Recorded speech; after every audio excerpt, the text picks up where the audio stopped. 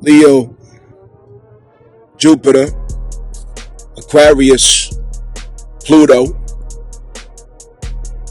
immortality, and mortality. Our ability to confess, wanting to live forever,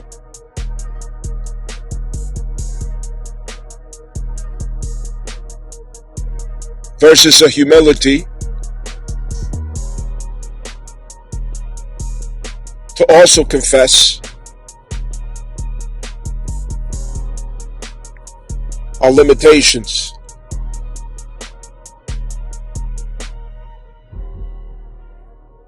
Look at our generation, where it's easy to see the fear of our mortality. Surgeries, extremes in makeup, cosmetics,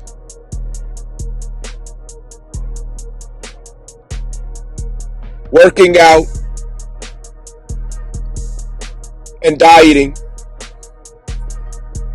as online competition and vanity under the claim and the guise of promoting health. Mothers who compete with the daughter's youth and beauty. Fathers who compete with the son's charisma and strength. The refusal to die.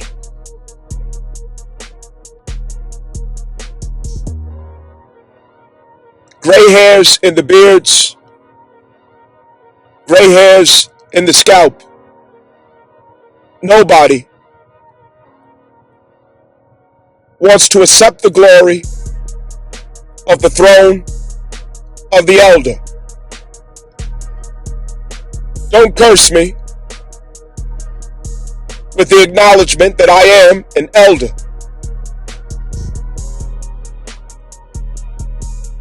I don't want to be seen as an elder. I don't want to be called an elder. I don't want to feel as an elder. I don't want to be an elder. I do not want the responsibility of being an elder. I do not want to be called unc, auntie, or elder. I want to live forever. I want immortality. Even if I have to compete with my own children's light and glory.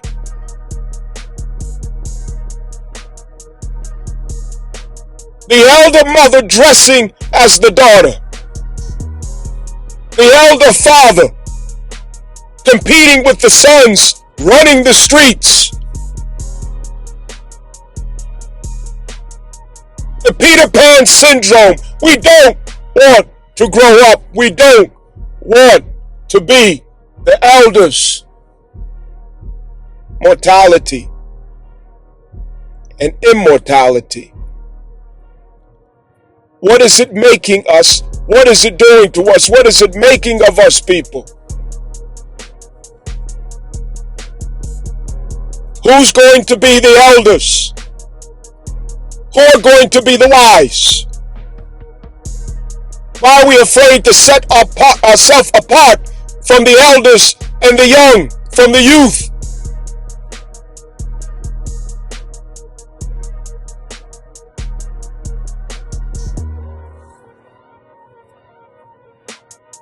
You're in your 40s, in your 50s, in your 60s, and you still have the same theology, the same reasoning, the same line of logic, the same train of thought, the same philosophy as the children. You approach the dating market like teenagers.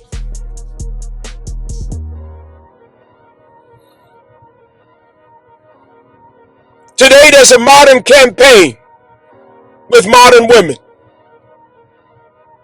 shaming men for choosing younger women because they missed their train. because they missed their bus. The scarcity. Not enough men to go around. So I'm going to shame you back into position.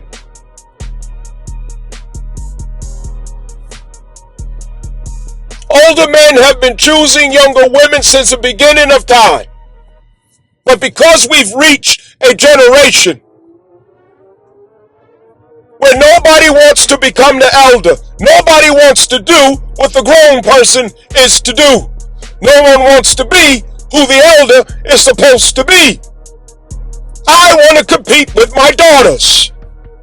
I want to compete with my sons. So you find yourself somewhere you don't want to be. And shaming is what you resort to as a means of control.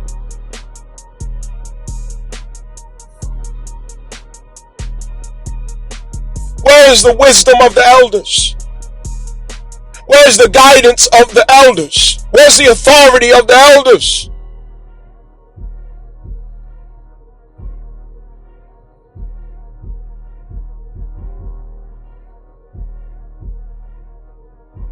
Imagine an elder complaining of boredom. Imagine an elder complaining of boredom. You dishonor your own white hairs. Boredom and wisdom cannot coexist.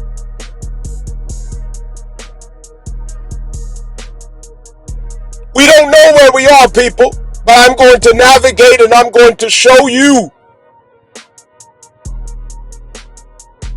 by authority of the stars where we are.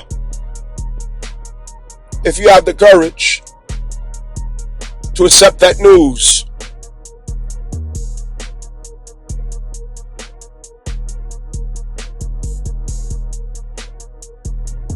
The vampires, all of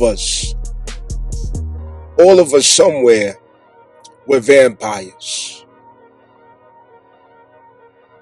We realize that somewhere there's a sense of emptiness, incompletion,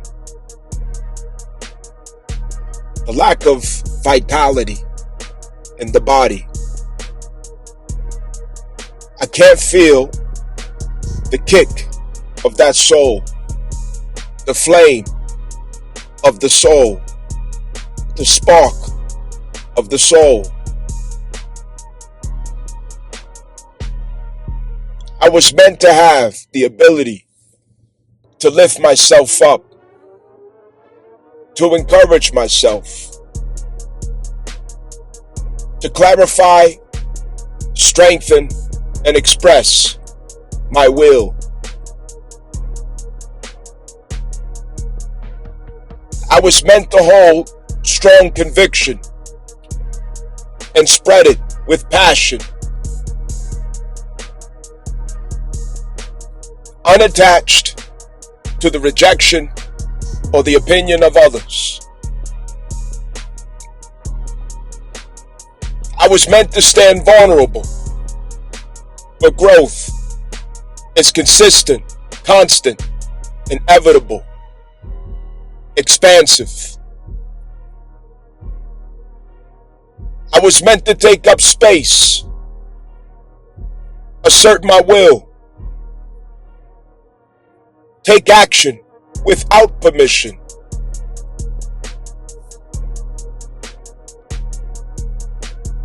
We get stuck in the waters. We get stuck in the waters. The water trine is where this source is from. If you skip those steps, if you skip that work, if you overlooked and ignored, went around, found another route to the work, in the waters. There's a vampire about you. There's a vampire about me, stuck in those waters. We all know when the vampire arrives, they have to cause a stirring of spirits. They have to cause a darkness, a heaviness upon the soul, so they can extract, absorb, and feast off of that heaviness. Fear, depression, anxiety, hysteria, doubt, depression, anger, resent, regret. None is off limits. They always find a way to bring the darkness. How can I get you to want me? To pierce your neck and take your blood? How can I get you to want me to do that?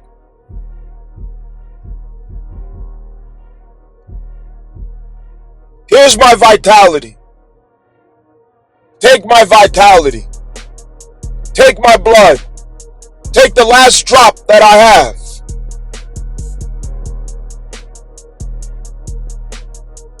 Take my blood. Take the last drop that I have. You see, people, in these codependent attachments, these unhealthy terms,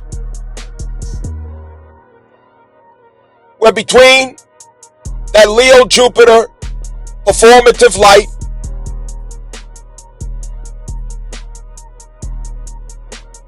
and the crowds, Aquarius Pluto,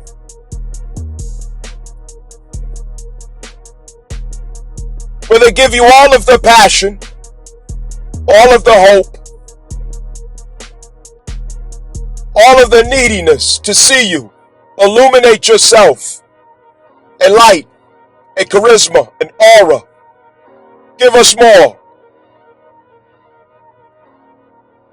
Like Michael Jackson performing before a crowd of miserable souls, miserable people, lifeless vessels, raging and roaring to see more, to hear more, to feel more, to feel what they could not allow themselves to feel. Dance, sing, speak, act, just be. Be so I can feel like I have a being. Taurus Chiron could prove to be more than what we noticed in the first glance. The discomfort that we feel in there, the awkwardness that we feel. At once, we occupied this vessel, and there is a script. There is a program. There is a collective agreement and idea that we all would follow the same order, the same schism, the same programming, to rush into work, strive for a career, a degree, a dollar, a status, a proof or an evidence that we have fulfilled the script. Not knowing, we were simply giving our blood, giving our vitality, We were giving it away to principalities in high places, corporate vampires, executives, vampiric oligarchs, vampiric monarchs, and in the local world, through feminism, women. Giving our blood to women.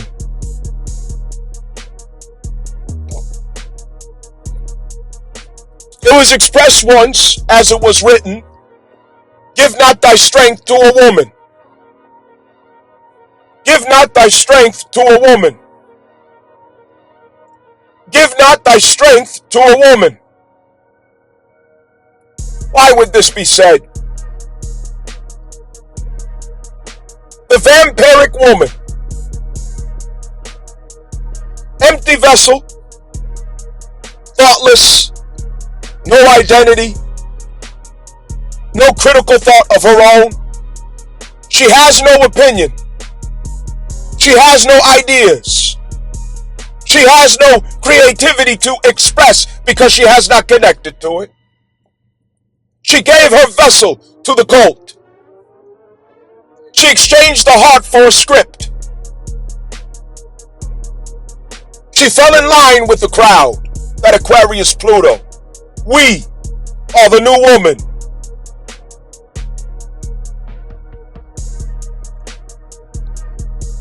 Prophet Muhammad once explained that at the creation of Adam,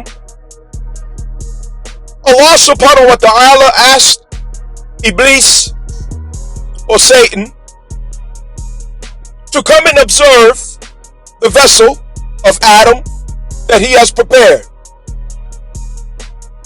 When Iblis came to observe the vessel of Adam, he walked around and observed it, and he knocked on that vessel, and he seen that it was hollow. He knocked on the vessel, and he seen that the vessel of Adam was hollow. He knocked on the vessel of Adam, and he seen that it was hollow.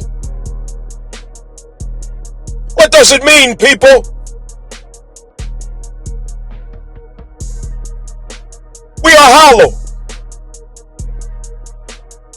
The body is hollow.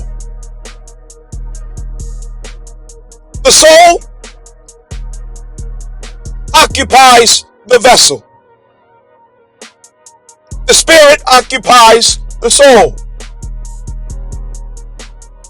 Taurus Chiron is the discomfort and pain of a nervous system that still reads to the old script, the corporate script of 400 years. And in local context, it is the feminist script since the 60s. Indirectly, that is what we have agreed to of ourselves, to appease this feminist cult, to appease this 400-year assumption of unum sanctum, this assumption of unum sanctum, this assumption of unum sanctum. That's an empty vessel. You're no longer there if you've been doing the work.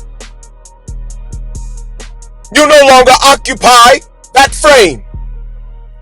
But the nervous system still wants to read to the soul that this is the reality, trying to confirm it through the astral body. Through Scorpio, in the waters, something is taking place with our power dynamics through shadow work. The attempt to incorporate the astral body and the truth of itself at depth with a new reality that aligns with the authentic identity that is man and woman in the image and likeness of the Heavenly Father. Cognitive dissonance is on this line. That empty vessel firing off in that nervous system. Chiron, Chiron, making us aware of where integrity could be compromised within the new expression of this body. There is now a new usage for the vessel. But the nervous system is in competition with that new usage that has to be trained into that body. And once trained into that body, peacefully, harmoniously, in alignment, it is called embodiment. Embodiment must be consistent with upholding the steady flame of Leo. That is Leo the authentic and not the performer, the vampire, the one who is desperate for another draw of blood.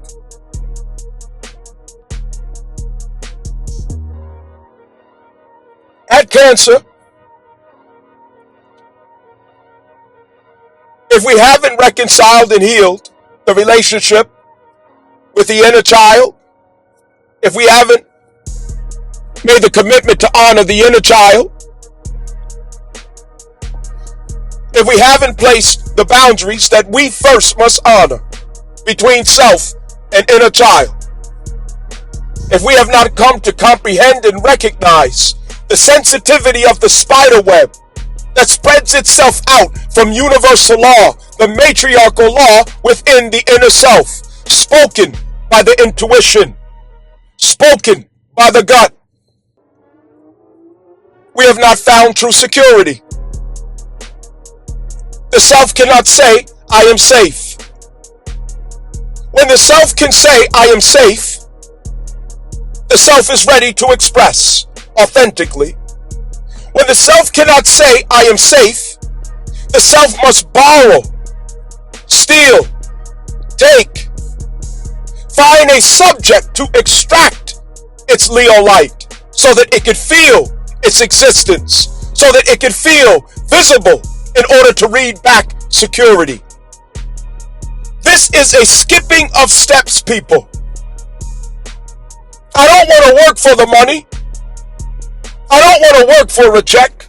I don't want to earn my dollar. So I'm going to find somebody who has money and take theirs. I'm going to find somebody who already worked for the dollar and I'm going to take theirs. Spiritually, this is criminality. Criminology. This is criminal thinking in the spirit.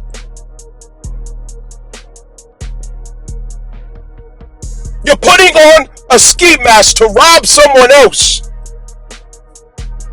of their vitality that you decided not to work for. You decided not to process and generate for your own being. This same crisis takes place in Scorpio.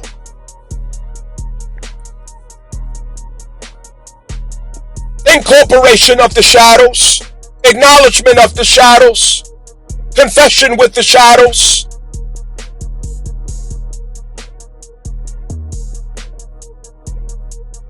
Claiming authority over the shadows, standing as master over the shadows, naming and assigning to the shadows the role of discipleship.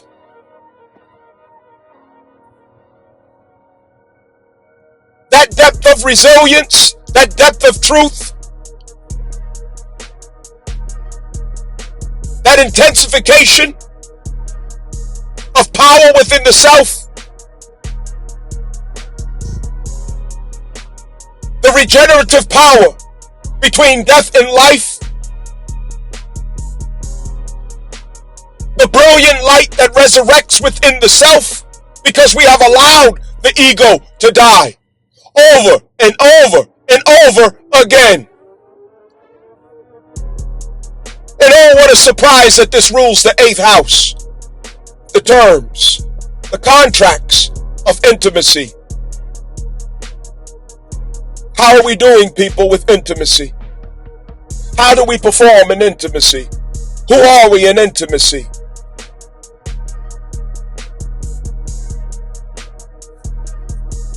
Don't feel you're alone if you think there's a long way to go. You're not alone. You're not alone. But I'm here to say this is how the vampire of Scorpio seeks the Sagittarius expression of others. That is to express belief, conviction, philosophy. That is to have the courage, the guts, the balls to step into your own experiences and claim them to the expansion of your understanding in life. But instead, the vampire wants to live vicariously through someone else who dares to take experiences. The vampire wants to claim the ideals of other persons and philosophy of other persons, beliefs of other persons, without exploring for themselves what could be true in this life. What expansion could look like. What is there to expand if you have betrayed and forgotten, hid away your shadows? What is there to expand? You don't want to show your shadows because the opinion of others is too important to you. The feedback of others is too important to you. The criticism of others is too important to you. So you revert to the other Scorpio, Virgo. I'm perfect. I'm flawless. I'm up here. I'm better than you. You're not on my level.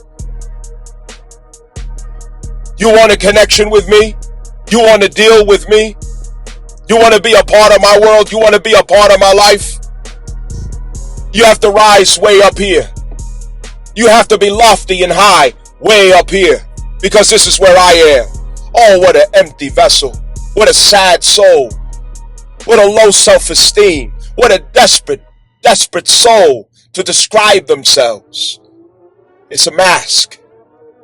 A mask of a vampire. A mask of a vampire who wants your shame, your disappointment, your doubt in yourself to suck into their own being.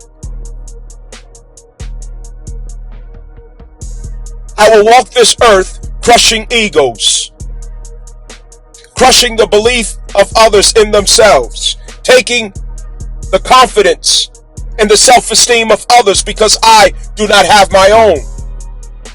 So I'll take your self-esteem. I don't have confidence of myself, so I'll take your confidence. I don't have belief in myself, so I'll take your belief. I don't have pride in myself, so I'll take your pride. I don't feel good about myself, so I'm going to take that good feeling that you had of yourself and I'm going to rob you for it. It's nothing but a spiritual thug. These same characters, and you know who they are, who walk the earth with these high standards. Standards that are high and lofty. You gotta have this and you gotta be this and you ain't on my level and you this and you that and you that. These are thieves. Because the shaming, the insulting, the condescent, the arrogance is nothing but a means of detaching the spiritual vitality from the soul. I don't have self-esteem, so I'm going to detach your self-esteem from you through dark sorcery, dark magic. I'm going to make you want to give me your self-esteem.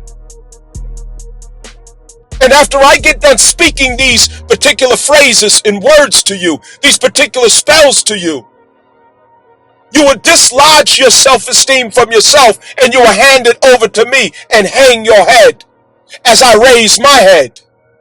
Do you see the exchange, people? It's a robbery in the alleyway by vampires wearing wigs, long lashes, long nails, fake teeth. They're showing you who they are. They are vampires.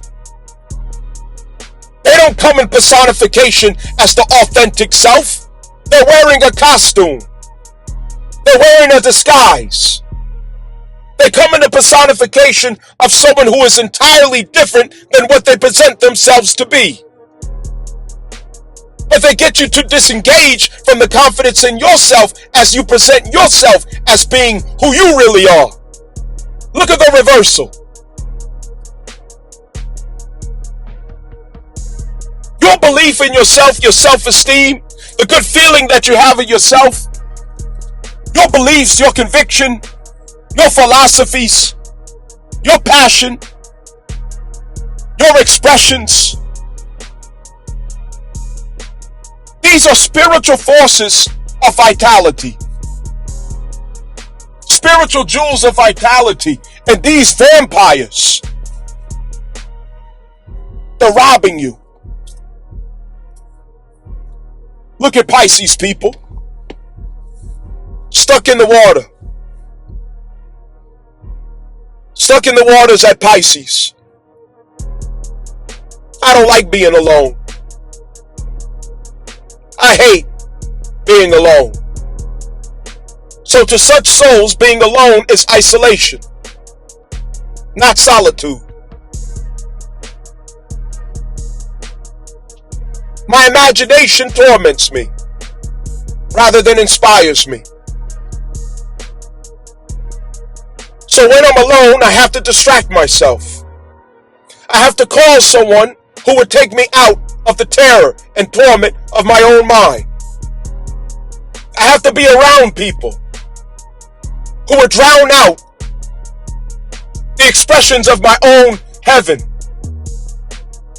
who will blind me to what's moving and flying in my own heaven, the constellations of my own heaven to contemplate. I need to be around someone who's going to eclipse every view in my own sky.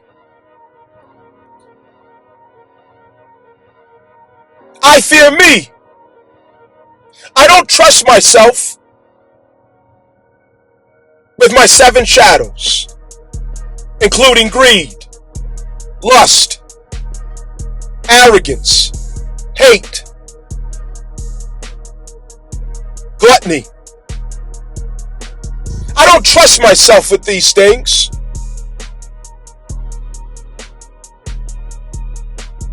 I don't trust in my ability to transmute this into illumination. So what do? I'm going to rob somebody. I'm going to rob someone who has the vitality of Aries, who has transmute the darkness of their 12th house into expressions of love, acceptance, temperance, humility. Who has done so? I'm going to take theirs. Who isn't afraid to act on ideas of the heaven, to act on the thoughts of the heaven? Who does have the courage, the authority of the self, to look into the constellations of their 12th house, their Pisces heaven, and bring down from that heaven to earth a creation, an initiative that bears witness to the truth of what is in the constellations of your own mind, your own conceptualization. I'm going to rob you of yours. I'm going to get close enough to steal your ideas. I'm going to get close enough to rob you of your courage, your authority, your boldness, your nerve, to act on your thoughts, to act on your beliefs, to act on your own visions. I'm going to take it into myself by instilling in you doubt in yourself, distrust in yourself, a disliking of what you conceptualize in your heaven. And I will rob you of what you were going to transfer from Pisces into Aries. I will take it into myself. These are vampires, people. Vampires. These are people who do not know how to transfer from the water to the fires.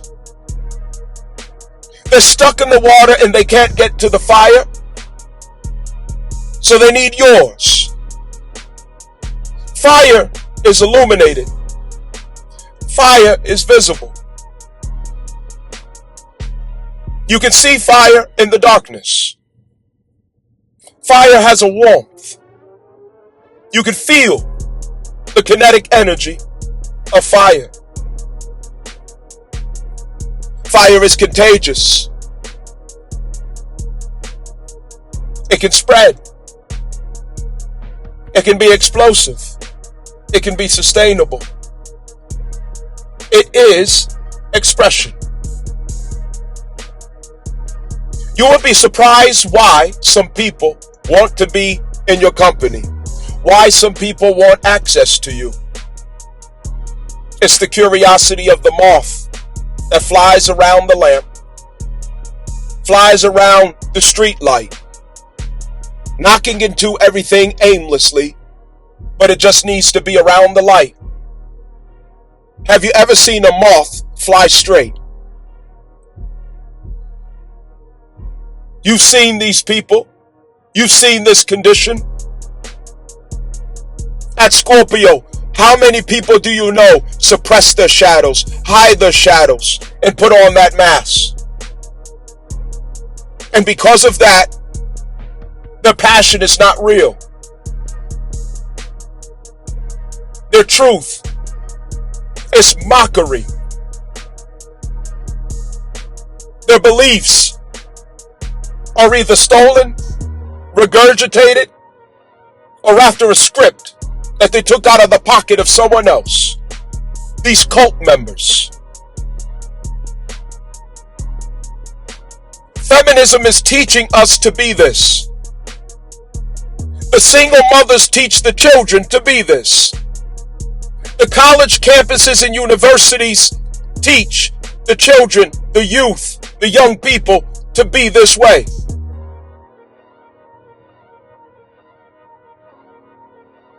And for 400 years, the corporate will has taught the people to be this way. Lifeless. Lifeless vessels imitating life, pretending to be living.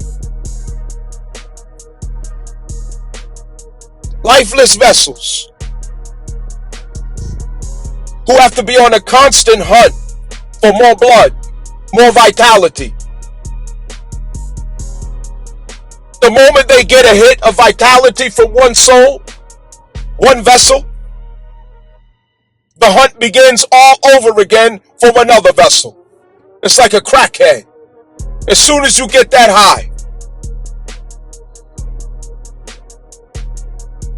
it's going to wear off, and you got to figure out how to get another crack rock. Stealing, lying, cheating.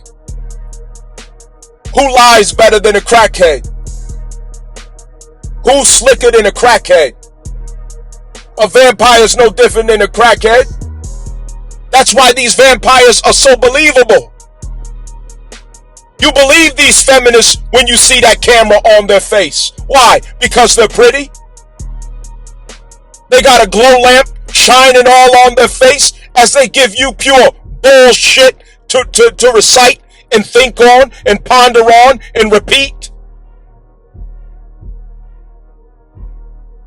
They're dummies. All you have to do is listen to them and you see they're dumb. They're not intelligent.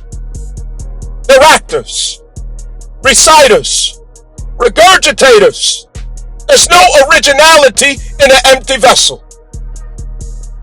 The outward appearance is overly decorated because the inward world is deprived and bankrupt. It's dry. It's dead. It's lifeless. It's hollow. Just like Iblis, he knocked on the body, the shell of Adam, and he seen that it was hollow before Allah breathed life, ruh, into him.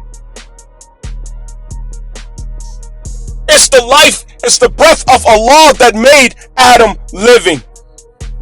Nothing else. The breath of Allah is what made Adam living.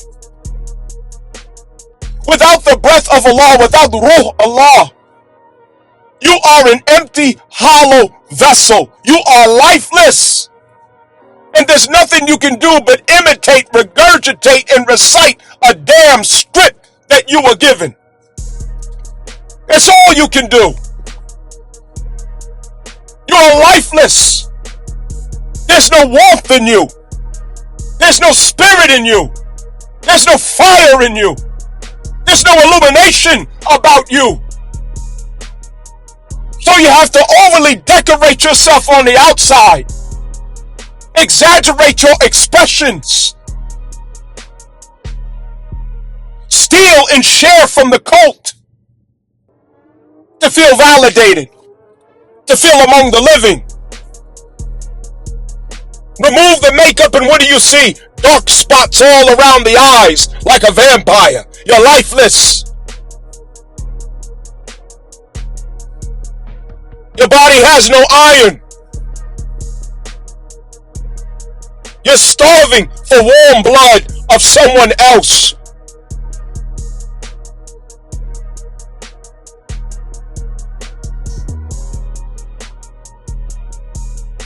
Because skipping over the water trine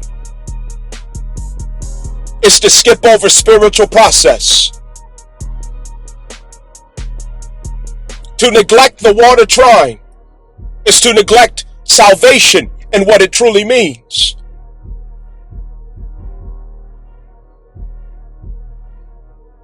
It is to deprive yourself of the source of substance within you as the living man or the living woman. Not the corporate incorporated person, the fictitious character, the straw man, the sex symbol, the manufactured doll who repeats what every other person is saying or has said. If you are asked about any question that requires thought, you have to wait and see what everybody else says or thinks before that you utter a word. You're not original. Truth doesn't flow from your heart when you're in this predicament.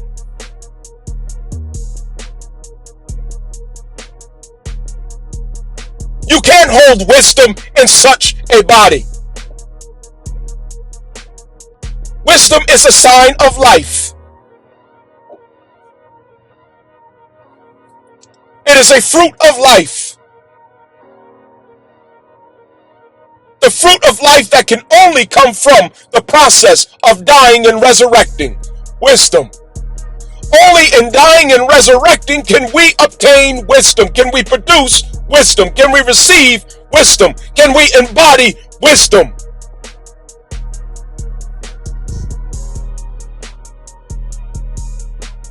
What is knowledge, information, facts, statistics? Any damn monkey can recite these things, can repeat these things, can speak these things, can read the script. Wisdom is the principal thing. Wisdom is the principal thing. And with all thy getting, get understanding.